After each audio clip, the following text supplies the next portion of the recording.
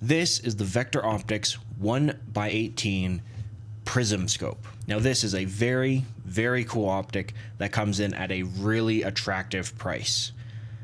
At only $180 MSRP. This is a very, very interesting option when comparing to a bunch of red dots, like the Feyachi V30. I'm going to be comparing this optic to this Feyachi a lot throughout this video because I have a lot of experience with this optic specifically. You might be asking yourself, why am I comparing to something like this and not a Vortex or something like that? And the reason is because I have used this red dot, well, I have 3 of these, for tens of thousands of rounds of 9mm, 5.56, 7.62 by 39, 22 LR over the course of the last 3 years. And they have never failed me. And these are super cheap optics. And I've always recommended these because they're cheap and they're really good. But I think I might have to change my recommendation to this. So let's get into it.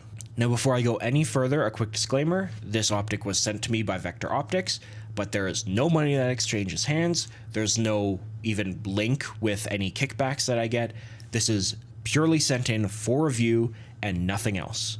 They do not control any editorial content. Every opinion that I voice in this video is my own, and my own only. So, this is what you get in the box.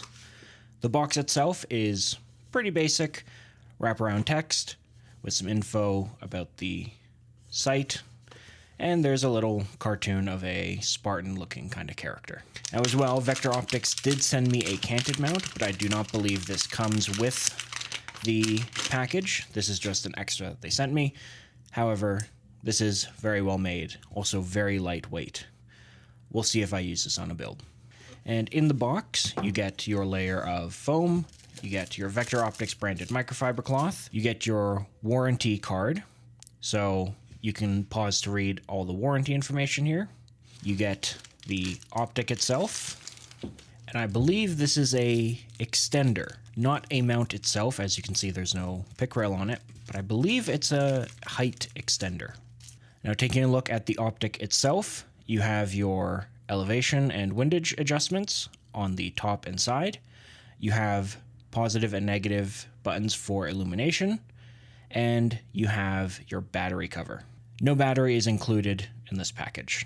Now, being that this is a Prism optic, you have your focus ring at the back, and it is quite a compact size. Now as well, because it's a Prism optic, you have an eye box, and I'll do the eye box testing out on the range. From the factory, with the factory mount, it comes to 181 grams, and if you add the height extender, it goes to 189 grams.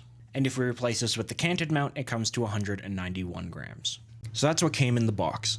I went through some of the features of the Prism scope in the unboxing, but I want to really make that point clear. When you're comparing to a red dot, again, just using this once for comparison, but this is true of any red dot, you are projecting a laser onto a piece of glass, and therefore it is subject to a lot of potential downsides. One of them being astigmatisms.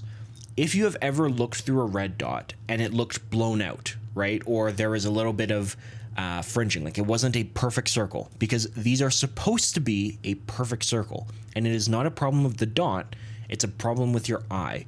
And I'm sorry to tell you this if you are just finding this out now, but you probably have an astigmatism. Now, if you have also used a rifle scope that has an etched reticle with illumination, you might have noticed that that didn't happen. And the reason for that is because it is not the same kind of technology. The same kind of technology that is happening in a rifle scope is happening in this Prism optic.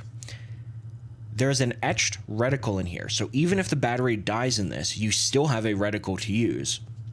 And when the illumination is turned on, you have a daylight bright, crystal clear reticle that everyone will be able to see perfectly. There will be no blowouts, no anything else. That is a big advantage for Prism optics. And in the past, Prism optics have been quite large. That seems to be changing. Primary Arms came out with their micro prisms that I've wanted to get my hands on, but I haven't had the chance yet, a little bit ago. Well, actually quite a while ago at this point.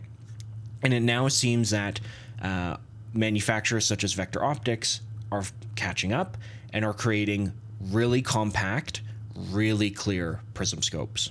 Another point of comparison that I want to make between the two is using them with magnification. Now, I only have one magnifier. I really need to get a better one, and it's a really, really bad Feyachi magnifier.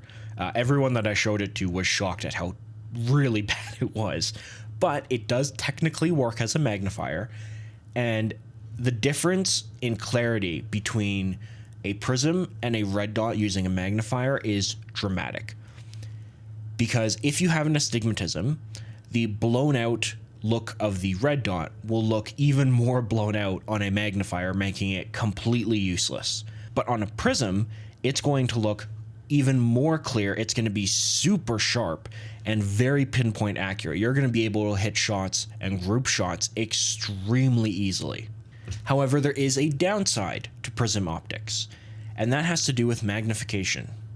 Now, you're looking at this and you're saying it's a 1x, so it'll be 1x all the time. But that's not really true. A prism optic will have a 1x magnification at a specific focal distance. So the distance your eye is from the eyepiece will have a 1x level of zoom. But the further you move it away from your eye, the smaller the image is going to get. And traditionally, you will put a red dot as far forward as possible because it does not have that problem. A red dot is 1x whether you put it right next to your eye or you put it all the way at the end of the gun for whatever stupid reason. It is always going to be 1x. Can't say the same for these. You can place this optic further forward to increase your peripheral vision like a red dot. It's just that the image is going to be smaller. And you shouldn't worry about the eye box on this if you are wanting to place it further forward. The eye box is super forgiving. It's going to look smaller. So with all the red dot comparisons out of the way, how is it to use this prism optic? Well, it is very nice. As you can see, the controls are simple rubber buttons.